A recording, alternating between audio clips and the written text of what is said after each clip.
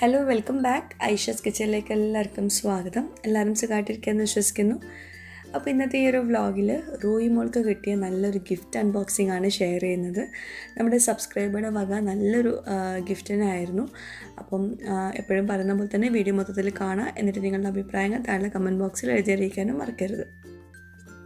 പിന്നെ കഴിഞ്ഞ വീഡിയോസിലൊക്കെ കമൻസിൽ കുറച്ച് പേരൊക്കെ ചോദിച്ചിട്ടുണ്ടായിരുന്നു എന്താ പുതിയ റെസിപ്പീസ് ഒന്നും ഷെയർ ചെയ്യാത്തതെന്നൊക്കെ. അപ്പോൾ നമ്മൾ നാട്ടിൽ ഇപ്പോൾ എത്തിയല്ലേ ഉള്ളൂ. അപ്പോൾ നാട്ടിലെത്തുമ്പം ബാക്കിയുള്ളവരുടെ ഭക്ഷണം കഴിക്കാനാണല്ലോ നമുക്ക് ഭയങ്കര ആഗ്രഹമൊക്കെ ഉണ്ടാവുക. പിന്നെ കുറച്ചൊരു മടിയും തോന്നുന്നുണ്ട് നാട്ടിലെത്തിയപ്പോൾ. അപ്പോൾ ഇത് ഇക്കാടും ഉണ്ടാക്കിയ രാവിലത്തെ ബ്രേക്ക്ഫാസ്റ്റിലേക്കുള്ള കറിയാണ്. ചെറുപയർ സ്റ്റൂയും അതുപോലെ പുട്ടുമായിരുന്നു രാവിലത്തെ ബ്രേക്ക്ഫാസ്റ്റ്. പിന്നെ അതുപോലെ കുറേ പേരൊക്കെ ഇങ്ങനെ ചോദിക്കാറുണ്ട് എന്താ കമൻസിനും മെസ്സേജിനും ഒന്നും റിപ്ലൈ ചെയ്യാത്തതെന്ന്. ഞാൻ എല്ലാവരുടെയും മെസ്സേജസും അതുപോലെ കമൻസൊക്കെ വായിക്കാറുണ്ട് കേട്ടോ. പക്ഷേ റിപ്ലൈ ചെയ്യാൻ എനിക്ക് പറ്റുന്നില്ല, സമയം കിട്ടുന്നില്ല. എന്താ കാരണം എന്ന് വെച്ചാൽ അറിയാലോ, കുഞ്ഞുങ്ങളൊക്കെ ആകുമ്പോൾ എങ്ങനെയായാലും തിരക്കാവും. അപ്പം ഫുൾ ടൈം ഇങ്ങനെ ഫോണ് പിടിച്ച് നടക്കാനൊന്നും വയ്യ. അപ്പോൾ കിട്ടിയ നേരത്തിൽ ഞാൻ വ്ളോഗൊക്കെ എടുക്കും, പിന്നെ എഡിറ്റിങ്ങൊക്കെ ആയിട്ട് ഇങ്ങനെ നടക്കും. അപ്പം മെസ്സേജിന് റിപ്ലൈ ചെയ്യാനുള്ള സമയം കിട്ടുന്നില്ല, അതുകൊണ്ടാണ്. അപ്പോൾ രാവിലെ റൂയി മോൾക്ക് കൊടുക്കാൻ വേണ്ടിയിട്ട് ഗോതമ്പ് നുറുക്കാണ് വെള്ളത്തിലിട്ടിട്ടുണ്ടായിരുന്നത്. അപ്പോൾ രാവിലെ അത് അരച്ചിട്ട് അതിൻ്റെ ആ ഒരു 100 എന്നൊക്കെ പറയും, അതിൻ്റെ പാലെടുത്തിട്ടാണ് നമ്മൾ കുറുക്കിയെടുക്കുന്നത്. പാലും കൽക്കണ്ടവും കുറച്ച് പശുവും പാലും കൂടി ഒഴിച്ചിട്ട് കുറുക്കിയെടുക്കും. അപ്പം ബ്രേക്ക്ഫാസ്റ്റിനായിട്ട് പഴമുണ്ട്, പുട്ടുണ്ട്, അതുപോലെ ചെറുപയർ കറിയുമാണ്. ചെറുപയർ കറിയല്ല, ചെറുപയർ സ്റ്റൂയുമാണ് ബ്രേക്ക്ഫാസ്റ്റിനുള്ള വിഭവങ്ങൾ. പിന്നെ നാട്ടിൽ രാവിലത്തെ ബ്രേക്ക്ഫാസ്റ്റും നമ്മൾ സ്പെഷ്യലായിട്ടുള്ള വിഭവങ്ങളൊന്നും ഉണ്ടാക്കുന്നില്ലല്ലോ, വീഡിയോ എടുക്കാനൊന്നും ഇല്ലല്ലോ. അപ്പോൾ അതുകൊണ്ട് തന്നെ രാവിലത്തെ ബ്രേക്ക്ഫാസ്റ്റിൻ്റെ കൂടെ തന്നെ ഉച്ചത്തേക്കുള്ള കറികളോ ഒക്കെ റെഡിയാക്കും. പിന്നെ എന്തെങ്കിലും മീനോ ചിക്കനോ മട്ടൺ എന്തെങ്കിലും ഉണ്ടെങ്കിൽ അത് മാത്രമേ നമ്മൾ കുറച്ച് ലേറ്റായിട്ട് ഉണ്ടാക്കുകയുള്ളൂ. ഉച്ചയ്ക്ക് ചോറ് കഴിക്കാൻ നേരം ഉണ്ടാക്കുകയുള്ളൂ. ബാക്കിയൊക്കെ നേരത്തെ തന്നെ ഉണ്ടാക്കി വെക്കും. അപ്പോൾ ബ്രേക്ക്ഫാസ്റ്റൊക്കെ കഴിച്ച് കഴിഞ്ഞിട്ട് പുറത്തിറങ്ങിയപ്പോഴാണ് ഈ ഒരു സംഭവം കണ്ടത്. ഇത് കാണുമ്പോൾ പപ്പായ ചെടിയാണെന്ന് തോന്നും, പക്ഷേ ഇത് പപ്പായ ചെടിയല്ല, ഇതൊരു ടൈപ്പ് ചീര ആണത്രേ. ഇതിങ്ങനെ കൊമ്പ് കുഴിച്ചിട്ടുണ്ടാവുന്ന ചീര ആണത്രേ. കൊമ്പുകൾ ഒരു ചെടി പോലെ വലുതാവുന്ന ചീരാണത്രേ. അപ്പോൾ ഇതിൻ്റെ ഇല ഉണ്ടല്ലോ, ഇല നുള്ളിയിട്ടാണ് ചെറുതായിട്ട് കട്ട് ചെയ്തിട്ടാണ് അത്രേ ചീര താളിക്കുന്നത്. അപ്പോൾ ഇത് അത്യാവശ്യം ആയിട്ടില്ല, വലുതായിട്ട് കുറച്ചുകൂടെ ഇലകളായിട്ട് ഞാൻ അതിൻ്റെ റെസിപ്പി ഷെയർ ചെയ്യാം കേട്ടോ. അപ്പോൾ നിങ്ങളുടെ വീട്ടിൽ ഇതുപോലത്തെ ചീര വല്ലതുണ്ടെങ്കിൽ ജസ്റ്റ് ഒന്ന് ഷെയർ ചെയ്യൂ, അതിനെന്താ പേര് എന്നൊക്കെ ഉള്ളതൊന്ന് പറയൂ. അപ്പം ബ്രേക്ക്ഫാസ്റ്റിൻ്റെ ഇടയ്ക്കൂടെ കറികളൊക്കെ റെഡിയാക്കിയിട്ടുണ്ടായിരുന്നു ലഞ്ചിനുള്ള. പിന്നെ ഉണ്ടാക്കാനുള്ളത് മട്ടനായിരുന്നു. മട്ടൻ എനിക്ക് സ്പെഷ്യലായിട്ട് ഉണ്ടാക്കിയതാണ്. കാരണം പ്രസവിച്ചെടുക്കുന്ന സമയത്ത് അധികം മരുന്നുകളൊന്നും കഴിച്ചിട്ടില്ലല്ലോ. അപ്പം ഈ അസാളി, ചതുപ്പ അതൊക്കെ ചേർത്തിട്ടുള്ള ഒരു മട്ടൻ വിഭവമാണ്. മട്ടൻ വരട്ടിയത്, അത് മരുന്നുകളൊക്കെ ചേർത്തിട്ടുള്ള ഒരു മട്ടൻ വരട്ടിയതാണ്.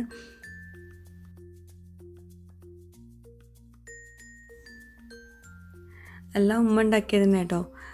ഉമ്മക്ക് നമ്മൾ നാട്ടിൽ വരുമ്പോൾ ഉമ്മാൻ്റെ കൈ കൊണ്ട് ഉണ്ടാക്കുന്നത് ഉമ്മക്ക് ഭയങ്കര ഇഷ്ടമാണ്, നമുക്ക് കഴിക്കാനും ഭയങ്കര ഇഷ്ടമാണ്. അപ്പം ഇത് പഴം തോരനാക്കിയതും പിന്നെ കുമ്പളങ്ങ കറിയുമാണ്. പിന്നെ നാട്ടിലെത്തിയിട്ടുണ്ടെങ്കിൽ ഗൾഫുകാർക്ക് ഭയങ്കര പ്രിയപ്പെട്ട ഒരു സംഭവമായിരിക്കും പപ്പായ, പഴുത്ത പപ്പായ. നമ്മൾ ഗൾഫ് കൺട്രീസിലുള്ളവർക്ക് പഴുത്ത പപ്പായ അത്രയും ടേസ്റ്റിൽ കിട്ടണമെന്നില്ല. നാട്ടിലുള്ളവർക്ക് പിന്നെ അതൊരു വലിയൊരു സംഭവം നല്ലതായിരിക്കും. പിന്നെ നമ്മുടെ ഐഷസ് കിച്ചൺ ചാനൽ ഇതുവരെ സബ്സ്ക്രൈബ് ചെയ്യാത്തവരുണ്ടെങ്കിൽ നിങ്ങൾക്ക് ഈ ചാനൽ ഇഷ്ടമാവുന്നുണ്ടെങ്കിൽ ഒന്ന് സബ്സ്ക്രൈബ് ചെയ്യണേ. അവിടെ കാണുന്ന റെഡ് സബ്സ്ക്രൈബ് ബട്ടൺ ഒന്ന് പ്രസ് ചെയ്യുക. അതിൻ്റെ കൂടെ ചെറിയൊരു ബെല്ലൈക്കൺ ഉണ്ട്, അതോടൊന്ന് പ്രസ് ചെയ്യാം. അപ്പോൾ ഇതുപോലെ കാണാം, ഇതിൽ ഓൾ വേണം പ്രസ് ചെയ്യാൻ. അപ്പോൾ ലഞ്ചൊക്കെ കഴിച്ച ശേഷം ഞങ്ങൾ വീട്ടിൽ നിന്ന് പുറത്തിറങ്ങി എൻ്റെ വീട്ടിലേക്കാട്ടോ പോകുന്നത്. എൻ്റെ വീട്ടിലാണ് നമ്മുടെ റൂയി മോൾക്കുള്ള ഒരു ഗിഫ്റ്റ് വന്നിട്ടുണ്ടായിരുന്നത്. അത് ഞാൻ UAE-ലായ സമയത്ത് തന്നെ അവർ അയച്ചിട്ടുണ്ടായിരുന്നു. എൻ്റെ വീട്ടിലെ അഡ്രസ്സായിരുന്നു ഞാൻ കൊടുത്തിട്ടുണ്ടായിരുന്നത്. അപ്പം നമ്മൾ ഇവിടെ ക്വാറൻറ്റൈനിലായ സമയത്ത് ആ ഒരു ഗിഫ്റ്റ് അവിടെ വന്നിട്ടുണ്ടായിരുന്നു. അപ്പം ഇപ്പോഴാണ് എനിക്കത് വാങ്ങിക്കാൻ പോകാൻ സമയം കിട്ടിയത്. എന്നാലും റൂയി മോൾക്ക് കിട്ടിയ നല്ലൊരു കിടിലൻ ഗിഫ്റ്റ് തന്നെ ആയിരുന്നു. ഞാൻ റൂയി മോളെ പ്രഗ്നൻ്റ് ആയ സമയത്ത് തന്നെ അവരെന്നോട് ചോദിച്ചിട്ടുണ്ടായിരുന്നു നിങ്ങൾ ഡെലിവറി എവിടെയാവും എന്നൊക്കെ. അപ്പം നമ്മൾ നാട്ടിലായിരുന്നല്ലോ പ്ലാൻ ചെയ്തിട്ടുണ്ടായിരുന്നത്. അപ്പോൾ അന്നത്തെ ഞാൻ പറഞ്ഞിട്ടുണ്ടായിരുന്നു നാട്ടിലാണെന്നൊക്കെ. അപ്പോൾ ആ ഒരു സമയത്ത് തന്നെ എന്നോട് പറഞ്ഞിട്ടുണ്ടായിരുന്നു ഞാനൊരു ഗിഫ്റ്റ് ബേബിക്ക് തരാൻ ഉദ്ദേശിക്കുന്നുണ്ടെന്നൊക്കെ ഓക്കെ എന്നൊക്കെ പറഞ്ഞതായിരുന്നു. പിന്നീടാണ് എല്ലാം പ്ലാനിങ് ഒക്കെ മാറിയത്, UAE തന്നെ ഡെലിവറി കഴിഞ്ഞതൊക്കെ. അപ്പോൾ അന്ന് തൊട്ടേ അവർ വെയിറ്റിങ്ങിലായിരുന്നു, നാട്ടിലേക്ക് എന്തെങ്കിലും വരുമ്പം ഞാൻ മോൾക്കൊരു ഗിഫ്റ്റ് തരുന്നൊക്കെ.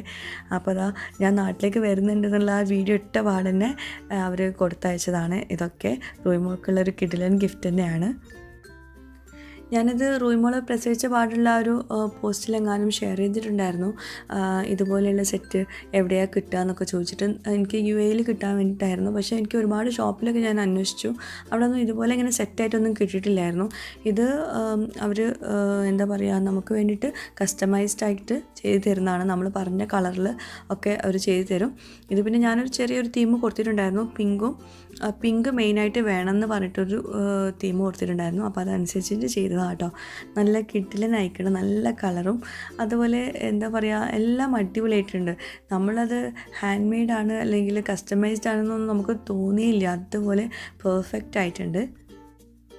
എനിക്ക് ആകെ ഒരു സങ്കടമേ ഉള്ളൂ, ഇതിപ്പോൾ ഞാൻ എങ്ങനെയാണ് UAE കൊണ്ടുപോകുക എന്നുള്ളൊരു സങ്കടമേ ഉള്ളൂ. ഞാൻ എങ്ങനെയെങ്കിലും ഇത് കൊണ്ടുപോകാനും നോക്കും, കാരണം എനിക്ക് അത്രയും ഇഷ്ടമായി. നല്ല കളറും അതുപോലെ ബെഡൊക്കെ നല്ല അടിപൊളിയായിട്ടുണ്ട്. ഒരിക്കലും നമ്മളത് ഉണ്ടാക്കിയതാണെന്ന് തോന്നാത്ത രീതിയിലുള്ള, നമ്മൾ ഷോപ്പിലൊക്കെ പോയിട്ട് വാങ്ങിക്കുന്ന അതിനേക്കാളും നല്ല അടിപൊളിയായിട്ടുണ്ട്. അപ്പോൾ ഇതിപ്പോൾ എനിക്ക് അയച്ചു തന്നിട്ടുള്ളത് ഒരു ന്യൂ ബോൺ ബേബി ബുട്ടിക്കിൽ നിന്നാണ്. ഫസ്റ്റ് ഗ്രാബ് എന്നാണ് ആ ഒരു ബുട്ടിക്കിൻ്റെ പേര്. ഇൻസ്റ്റാ പേജ് ലിങ്ക് ഞാൻ പിൻഡ് കമൻറ്റായിട്ട് കൊടുക്കാം. തീർച്ചയായിട്ടും ഇതുപോലെ ഡെലിവറി ആവാനുള്ളവരും ഡെലിവറി കഴിഞ്ഞവരും ഒക്കെ ഒന്ന് ചെക്ക് ചെയ്ത് നോക്കാം. നിങ്ങൾക്ക് ഇഷ്ടമായെങ്കിൽ നിങ്ങൾക്കും ഇതുപോലെ കസ്റ്റമൈസ്ഡ് ആയിട്ടുള്ള ഈ ഒരു ബേബി കിറ്റ് നിങ്ങൾക്കും ഓർഡർ ചെയ്യാം. അപ്പോൾ ഫസ്റ്റ് നമ്മൾ അൺബോക്സ് ചെയ്തത് ബേബി ബെഡും പില്ലോസും പിന്നെ അതിൻ്റെ കൂടെ ഒരു നെറ്റും കൂടി വരുന്ന ഒരു സെറ്റാണ്. ബെഡിനായിട്ടുള്ളൊരു നെറ്റാണ്. പിന്നെ ഇതിപ്പോൾ ഒരു ചൂരൽ ബോക്സാണ്. അതുണ്ടാക്കിയ ഇത് കണ്ടാൽ തന്നെ മനസ്സിലാവും, അത്യാവശ്യം മെനക്കെട്ടിട്ടുണ്ട് അതൊന്നും മെടഞ്ഞെടുക്കാൻ വേണ്ടിയിട്ട്. നല്ല ഭംഗിയുണ്ട് കേട്ടോ, നല്ല ക്യൂട്ടായിട്ടുണ്ടല്ലോ അതും. അപ്പോൾ അത് തുറന്നപ്പോൾ അത് അതിനകത്ത് ഈ തൊട്ടിൽ കെട്ടാനുള്ള റോപ്പ്, അതുപോലെ വേറൊരു ചൂരൽ ബോക്സ്, ചെറിയൊരു കുഞ്ഞു ബോക്സ് ഉണ്ട്. പിന്നെ തൊട്ടിൽ തുണി, അതിൻ്റെ ആ ഒരു ഹാങ്ങറ്, പിന്നെ തൊട്ടിലിൻ്റെ കൂടെയുള്ള നെറ്റ്, അങ്ങനത്തെ എല്ലാ സംഭവങ്ങളും ഉണ്ട്. അതൊന്നും തുറന്നു നോക്കിയിട്ടില്ല. ഇതെല്ലാം റൂയിമോൾക്കുള്ളതാണ്. അപ്പോൾ എല്ലാത്തും നല്ല അടിപൊളിയായിട്ടുണ്ട് കേട്ടോ, നല്ല ഭംഗിയുണ്ട് കാണാൻ, വെറുതെ പറയല്ല, നല്ല അടിപൊളിയായിട്ടുണ്ട്. പിന്നെ ഇതാ ഒരു ബോക്സും കൂടി ഉണ്ട്. ഇനി അതിൻ്റെ അകത്ത് എന്തൊക്കെയാണെന്ന് നോക്കാം. ഇപ്പം തന്നെ അധികമായിട്ടുണ്ട്. ഇതൊക്കെ ഞാൻ എങ്ങനെയാണ് UAE പോകുമ്പോൾ കൊണ്ടുപോകുക എന്നുള്ളത് ആലോചിക്കുവാണ്. അപ്പോൾ ഇതൊക്കെ ഓരോന്ന് തുറക്കുമ്പോഴും എൻ്റെ മനസ്സിലൊരു വെപ്രാളമായിരുന്നു കേട്ടോ, എങ്ങനെയാണ് കൊണ്ടുപോകാമെന്നൊക്കെ. എന്തായാലും നല്ല ഭംഗിയുണ്ടല്ലേ കാണാൻ, നല്ല കളേഴ്സ്. ഇതൊക്കെ എങ്ങനെയാണ് ഉണ്ടാക്കിയെന്നാവോ.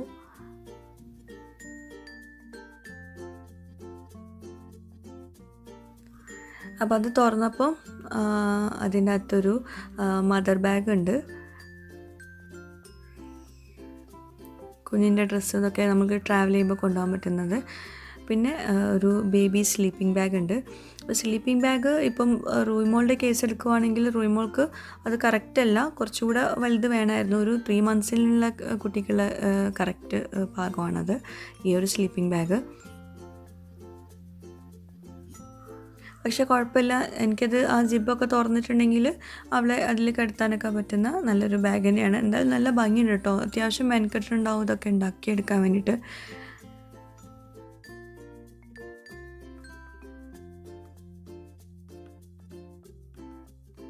പിന്നെ ഒരു ടിഷ്യൂ ബോക്സ് ഇട്ട് വയ്ക്കാനുള്ളൊരു കവറും കൂടിയുണ്ട്. അതും ഇതേ സെയിം തീം തന്നെയാണ് കൊടുത്തിട്ടുള്ളത്. എന്തായാലും എല്ലാം നല്ല അടിപൊളിയായിട്ടുണ്ട് കേട്ടോ. അപ്പോൾ ഇതുപോലെ ഒരുപാട് പേർക്ക് ആഗ്രഹം ഉണ്ടാവും ഇങ്ങനെയൊക്കെ ചെയ്തത് വാങ്ങിക്കാൻ വേണ്ടിയിട്ട്. അപ്പോൾ അവരുടെ ഡീറ്റെയിൽസൊക്കെ ഞാൻ പിന്നെ കമൻ്റായിട്ട് കൊടുക്കാം.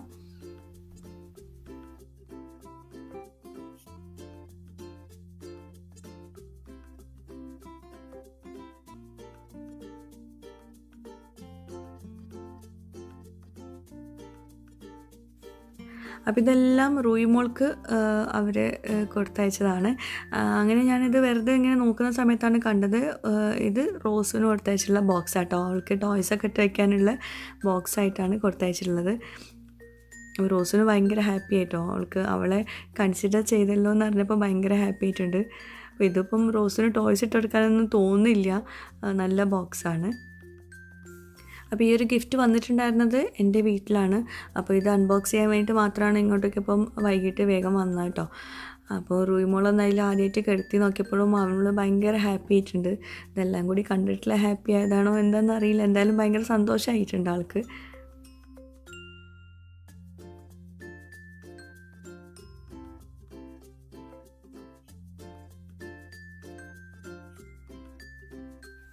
ഫോട്ടോ എടുക്കാൻ വേണ്ടിയിട്ട് അനങ്ങാതെ കിടക്കുന്നൊക്കെ ഉണ്ടായിരുന്നു കേട്ടോ.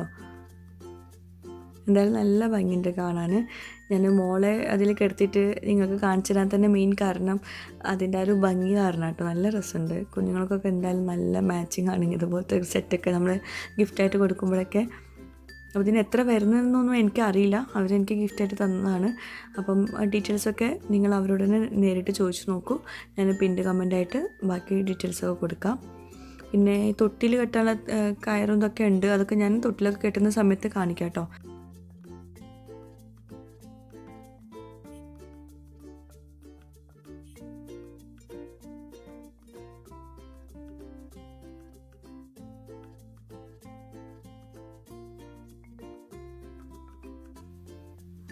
അപ്പം സ്റ്റിച്ച് ചെയ്ത് 2 അറ്റവും സ്റ്റിച്ച് ചെയ്തിട്ടുള്ള തൊട്ടി തുണിയും അതിൻ്റെ കൂടെ നെറ്റൊക്കെ ഉണ്ട്. അപ്പോൾ അതൊന്നും ഞാൻ തുറന്ന് നോക്കിയിട്ടില്ല.